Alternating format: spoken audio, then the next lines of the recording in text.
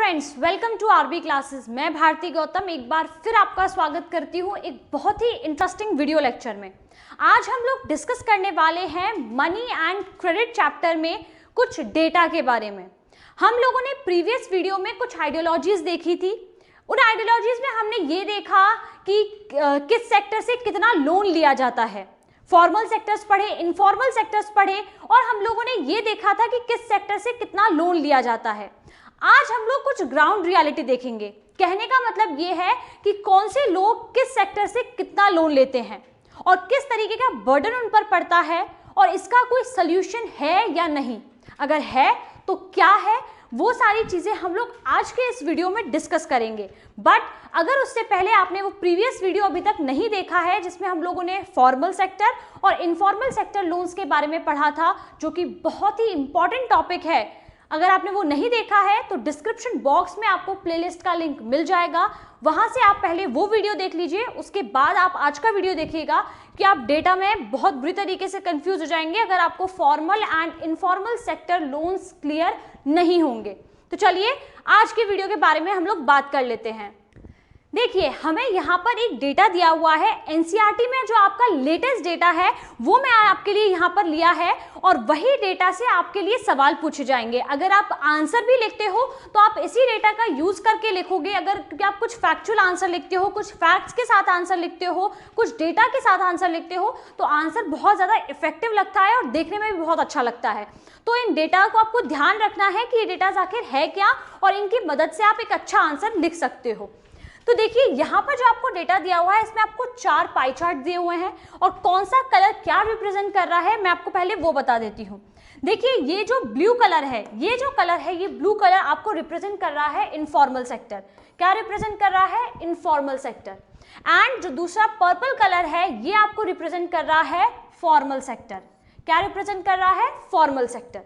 यहाँ पर हमें 4 पाई चार्ट दिए हुए हैं जो डिफरेंट 4 हमारी जो कम्युनिटीज हैं उनको रिप्रेजेंट कर रहे हैं। एक तरीके से पहला जो हमारा पाई चार्ट है वो है पुअर हाउस होल्ड्स का। किसका? Poor house holds. Second one, house hold with few assets, यानी कि जिनके पास थोड़ी बहुत प्रॉपर्टी होती है, थोड़ी बहुत जमीन या फिर छोटा घर, ऐसी जो थोड़ी बहुत प्रॉपर्टी होती है उन्हें हम लोग बोलते हैं जिनके पास फ्यू एसेट्स होते हैं, कुछ एसेट्स। इसके बाद वेल ऑफ हाउस होल्ड्स, यानी कि मिडिल क्लास पीपल आप बोल सकते हो, तो वो आ जाएंगे वेल ऑफ हाउस होल्ड्स में। And other one is rich house holds, यानी कि जो रिच पीपल्स होते हैं वो इस कैटेगरी में आते हैं। अब हम लोग देखते हैं कि कौन जो है किस सेक्टर से कितना लोन लेता है, क्योंकि हम लोगों ने इस चैप्टर में जितनी काफ़ी सारी स्टोरीज पढ़ी हैं तो उससे एक आइडिया आप लोगों को लग गया होगा। और दूसरी चीज़, एक आइडिया आपको ये भी लग गया होगा कि किस सेक्टर से लोन लेने पर लोगों पर ज़्यादा बर्डन पड़ता है या फिर लोग ज़्यादा टॉर्चर होते हैं। तो ये चीज़ भी आपके दिमाग में होगी। अब आप इस डेटा को देखिए और फिर बताइए कि क्या ये सही है या फिर इसमें कुछ गड़बड़ है। चलिए देखते हैं। पहला है poor house hold. Poor house hold में 85% लोग जो है कहाँ से लोन लेते हैं? इनफॉर्मल सेक्टर से। कहाँ से लोन ले रहे हैं? इनफॉर्मल सेक्टर से। एंड 15% यानी कि 100 में कुछ गिनती चुनती के जो लोग हैं वो कहाँ से लोन ले रहे हैं? वो ले रहे हैं फॉर्मल सेक्टर से loan, 15%। And house hold with few asset, ये लोगों में 53% लोन कहाँ से लिया जाता है? इनफॉर्मल सेक्टर से। कहाँ से लिया जाता है? Informal sector. और 47% जो है कहाँ से लेते हैं? फॉर्मल सेक्टर से। चलिए, बहुत अच्छी बात है कि हम लोग जैसे जैसे आगे बढ़ रहे हैं लोग फॉर्मल सेक्टर से लोन लेना प्रेफर कर रहे हैं। चलिए, अच्छी बात है। वेल ऑफ हाउस होल्ड्स, यानी कि जो मिडिल क्लास पीपल हैं वो कहाँ से लोन लेना प्रेफर कर रहे हैं? वो है 72% फॉर्मल सेक्टर से। कहाँ से? Formal sector. 72% फॉर्मल सेक्टर से एंड 28% इनफॉर्मल सेक्टर से लोन लेना प्रेफर करते हैं जो मिडिल क्लास पर्सन्स होते हैं। इसके बाद जो चौथा हमारे पास पाई चार्ट है वो है रिच हाउस होल्ड्स का, और इसमें जो है 90% लोग जो है वो फॉर्मल सेक्टर से लोन लेते हैं। एंड जो बाकी के 10% लोग हैं वो लोग कहाँ से लेते हैं? वो इनफॉर्मल सेक्टर से लेते हैं। अब एक चीज़ जो यहाँ पर हमारे लिए गौर करने वाली है, क्योंकि ये डेटा आपकी बुक्स में दिया हुआ था, आप लोग पढ़ सकते थे, कोई बहुत बड़ी बात नहीं थी, लेकिन इस डेटा से हमें समझना क्या है तो ये देखिए, यहाँ पर हमारे दिमाग में एक चीज आनी चाहिए कि जैसे जैसे हम लोग आगे बढ़ते जा रहे हैं, वहां पर फॉर्मल सेक्टर से लोन लेने की जो प्रेफरेंस है वो बढ़ती जा रही है। अब आप लोग ये सोचिए कि सबसे ज्यादा जो टॉर्चर लोग फील करते हैं या फिर जो सबसे ज्यादा इंटरेस्ट रेट हाई होता है वो किस में होता है? इनफॉर्मल सेक्टर में। और इनफॉर्मल सेक्टर से सबसे ज्यादा लोन ले कौन रहा है? Poor house hold. मतलब एक तो इंसान पहले से गरीब और उसके ऊपर से उसके पास लोन लेने का भी वही एक जरिया है जो कि बहुत हाई इंटरेस्ट पर लोन देता है। यानी कि वो कहावत है, गरीबी में आटा गीला। तो वही वाली कंडीशन इनके साथ हो जाती है कि मतलब पहले से एक पैसे नहीं है और दूसरा जो लोन ले रहे हैं वो भी ऐसी जगह से ले रहे हैं जहां से चुका पाना लगभग नामुमकिन है। वहीं दूसरी तरफ रिच हाउस होल्ड्स में 90% लोग जो है वो फॉर्मल सेक्टर से लोन ले रहे हैं। यानी कि इन लोग के पास पैसे हैं, पैसे को चुकाने का जरिया भी है क्योंकि काफ़ी अच्छे अच्छे इंडस्ट्रियलिस्ट होते हैं, बिजनेसमैन होते हैं, तो ये लोग पैसे को चुका सकते हैं। मैं ये नहीं कह रही कि इन लोगों को बैंक से लोन नहीं मिलना चाहिए या फिर इन लोगों को इनफॉर्मल सेक्टर से लोन लेना चाहिए, ऐसा बिल्कुल भी नहीं है। लेकिन इसके बीच का जो डिवाइडेशन है, ये जो डिस्पैरिटी है, इस डिस्पैरिटी को ख़त्म किया जा सकता है। यहाँ पर जो दूसरा पॉइंट है, एक आप लोगों ने डिस्पैरिटी देख ली, दूसरा जो पॉइंट है वो पॉइंट है हमारा एजुकेशन लेवल। देखिए, जैसे जैसे हम लोग आगे बढ़ रहे हैं यहाँ पर एजुकेशन लेवल बढ़ता जाएगा। पूरा हाउस होल्ड्स में लोग जो है ज़्यादा एजुकेटेड नहीं होते, लोग बैंक्स में जाने में कंफर्टेबल फील नहीं करते क्योंकि उन लोगों को पता है कि वहाँ जो सारे कागजी काम होंगे वो उन्हें लिख पढ़कर ये सब करके देख के करना पड़ेगा, तो वो उसमें कंफर्टेबल नहीं होते, वो एजुकेटेड नहीं होते। इसीलिए वो लोग प्रिफर करते हैं कि ऐसी जगह से लोन लेना जहाँ वो जाएँ, थोड़ी सी बातचीत करें और उन्हें जो है ईजिली लोन मिल जाए। तो यहाँ ज़रूरत है एजुकेशन लेवल को इंक्रीज करने की, लोगों को कंफर्टेबल करने की, वो लोग इजीली बैंक को विजिट कर पाएँ और बैंक्स में जितनी भी फॉर्मेलिटीज़ है उनको अच्छे से पूरी कर पाएँ। तो ये भी एक बहुत बड़ी ज़रूरत बन जाती है जब हम लोग जो है बैंक के बारे में या फिर क्रेडिट के बारे में बात कर रहे होते हैं, क्योंकि मैं आपके साथ ये पॉइंट पहले भी डिस्कस कर चुकी हूँ कि लोग जो है बैंक जाने में कंफर्टेबल नहीं होते, हेजिटेशन होता है। सो एजुकेशन भी एक बहुत ही इंपॉर्टेंट पॉइंट है जिसकी वजह से ये डेटा बना हुआ है कि जैसे जैसे एजुकेशन लेवल बढ़ रहा है, लोग किसको प्रेफर कर रहे हैं? लोग फॉर्मल सेक्टर्स को प्रेफर कर रहे हैं। अब देखिए यहाँ पर जो है हम लोग क्या कर सकते हैं। देखिए, rich households are availing cheap credit from formal lenders whereas the poor households have to pay a large amount for borrowing। मतलब उल्टा हो रहा है, जिसके पास पैसे हैं उसे जो है चीप इंटरेस्ट रेट में अच्छा खासा लोन मिल रहा है, टाइम भी अच्छा खासा मिलता है उसे रीपे करने का, तो वो लोग इजीली रीपे कर पाते हैं। और वहीं दूसरी तरफ जो है, जो पुअर हाउस होल्ड्स होते हैं, जो छोटे किसान होते हैं, वो लोग मजबूर होते हैं कहाँ से लोन लेने पर? जो इनफॉर्मल सेक्टर्स में लेंडर्स होते हैं या फिर जो बड़े फार्मर्स होते हैं या फिर ज़मींदार होते हैं, उन लोगों से लोन लेने के लिए, क्योंकि उनके पास कोई दूसरा ऑप्शन नहीं होता है।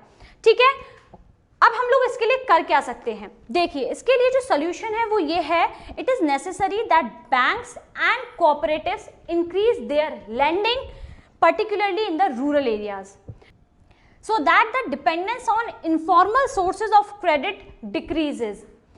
यानी कि जो रूरल बैंक्स है, रूरल एरियाज हैं, वहाँ पर ज़्यादा से ज़्यादा बैंक और कोऑपरेटिव सेटअप किए जाएं। वहाँ पर लोगों को इस चीज़ के बारे में बताया जाए कि आपके एरिया में ये बैंक है, यहाँ से आप इजीली लोन ले सकते हो और जिससे आप बहुत इजीली रीपे भी कर पाओगे। लोगों को इस चीज़ के लिए ज़्यादा से ज़्यादा अवेयर किया जाए, इस चीज़ के बारे में लोगों को एजुकेट किया जाए ताकि लोग बैंक जा सकें और बैंक से लोन ले सकें। ठीक है, दूसरा जो पॉइंट है वो ये है कि formal sectors loans need to be expand. It is also necessary that everyone receives these loan। अब मान लिया कि आप लोगों ने बैंक तो सेटअप कर दिए, रूरल एरियाज में बैंक्स को सेटअप कर दिया गया, अब लेकिन इसकी क्या गारंटी है कि ये उन लोगों तक पहुंच हो पाएगी उसकी जिनको वाकई में ज़रूरत है? अब बैंक तो सेटअप हो गए, लेकिन वहाँ से लोन सिर्फ वही लोग ले रहे हैं जो बड़े बड़े ज़मींदार हैं, जो किसान हैं, वही सब लोग लोन ले रहे हैं, लेकिन जिसे वाकई में ज़रूरत है वो लोग वहाँ से लोन अवेल नहीं कर पा रहे हैं। तो बैंक को इस चीज़ का भी ध्यान रखना होगा कि सभी के लिए इक्वल डिस्ट्रीब्यूशन हो, सभी को जो है इक्वली लोन प्रोवाइड किया जाए। कुछ दिक्कतें हैं तो उन दिक्कतों को रिजॉल्व किया जाए, लेकिन सभी को इक्वल अमाउंट में डिस्ट्रीब्यूट सारी चीज़ें की जाए, सारी फैसिलिटीज़ जो है सभी के साथ इक्वली शेयर की जाए। आई होप आपको ये जो डेटा है और इस डेटा से जो क्वेश्चन है वो बहुत अच्छे से समझ में आ गया हो और उसको किस तरीके से आप आंसर कर सकते हो वो भी आपको बहुत अच्छे से समझ में आ गया हो। हाँ, तो इस डेटा से जो दो हमारे पॉइंट बने हैं वो सबसे इम्पॉर्टेंट पॉइंट्स जो है वो यही है। एक है एजुकेशन, क्योंकि जैसे जैसे एजुकेशन आगे बढ़ रहा है वैसे वैसे लोग जो है किसको प्रेफर कर रहे हैं लोन लेना फॉर्मल सेक्टर से। और दूसरा है अवेयरनेस, लोगों को उस चीज़ के बारे में जानकारी होनी भी बहुत ज़रूरी है कि ऐसी कोई ऑर्गेनाइजेशन है जो आपको चीपर रेट में भी लोन अवेलेबल करवाती है और वहाँ से आप इजीली लोन ले सकते हो। हम लोगों ने कुछ इंपॉर्टेंट फैक्टर्स पढ़े थे, टर्म्स ऑफ क्रेडिट पढ़े थे, जिसमें लोग जो है बैंक से लोन नहीं ले पाते, लेकिन आजकल बैंक की तरफ से बहुत सारी फैसिलिटीज़ अवेलेबल हो गई हैं जिससे आप बैंक से इजीली लोन अवेल कर सकते हो। तो उन सारी फैसिलिटीज़ के बारे में जानिए और वहाँ से आप लोन जो है ज़्यादा से ज़्यादा लीजिए, रादर देन कि आप किसी इनफॉर्मल सेक्टर या फिर किसी लेंडर से आप लोन लें। ठीक है, आई होप आपको ये चीज़ बहुत अच्छे से क्लियर हो गई हो। अब एक बहुत ही इंपॉर्टेंट अनाउंसमेंट मेरे पास है आप लोगों के लिए। फ्रेंड्स, अनअकैडमी प्रोडिजी आप लोगों के लिए एक सेकंड चांस लेकर आया है। पहले अगर आप लोगों ने एनरोल नहीं किया था अपने आप को इस टेस्ट के लिए, तो आपके पास एक दूसरा मौका है जिससे आप खुद को एनरोल कर सकते हो इस टेस्ट के लिए और बहुत सारे रिवॉर्ड्स और बहुत सारे स्कॉलरशिप आप लोग जीत सकते हैं। ज़्यादा टाइम आप लोग के पास नहीं है, डिस्क्रिप्शन बॉक्स में आप लोग को लिंक मिल जाएंगे जहां से आप खुद को एनरोल कर सकते हो। फ्री एनरोल करना है, कोई एनरोलमेंट चार्जेस नहीं है। जो इस टेस्ट का फॉर्मेट पहले था वही बिल्कुल सेम फॉर्मेट है। क्लास 9, 10th, 11th, 12th और इसके अलावा मेडिकल और जेई के जो एस्पिरेंट्स हैं वो सभी लोग इस टेस्ट के लिए खुद को एनरोल कर सकते हैं। काफ़ी सारे स्टूडेंट रह गए थे तो वो दूसरा मौका बिल्कुल ना गंवाएं। डिस्क्रिप्शन बॉक्स में जो लिंक है उस लिंक पर क्लिक कीजिए और आज ही खुद को एनरोल कीजिए, क्योंकि आपका जो टेस्ट है वो होने वाला है February 27 को 12 से 1 बजे के बीच में। तो बिल्कुल मत मिस कीजिए ये चांस, क्योंकि आप लोग को बहुत ही एक्साइटिंग रिवॉर्ड्स और बहुत ही अच्छे स्कॉलरशिप्स यहाँ पर मिलने वाले हैं, जो कि 10 करोड़ प्लस आपको जो है यहाँ पर रिवॉर्ड्स और स्कॉलरशिप्स मिलेंगे। So don't miss the chance, जल्दी से जाइए और खुद को फ्री एनरोल कीजिए इस टेस्ट के लिए, जो बताएगा आपकी नॉलेज के बारे में कि आपकी नॉलेज लेवल कितना है, आपकी मेंटल एबिलिटी कितनी है। ये सारी चीज़ें आपको सिर्फ इस एक टेस्ट से पता चलने वाली हैं। तो मिलते हैं नेक्स्ट वीडियो में कुछ और अमेजिंग फैक्ट्स के साथ और कुछ इंटरेस्टिंग वीडियोस के साथ। तब तक के लिए अपना ध्यान रखिए और अच्छे से पढ़ाई कीजिए। Thank you very much everyone, bye bye.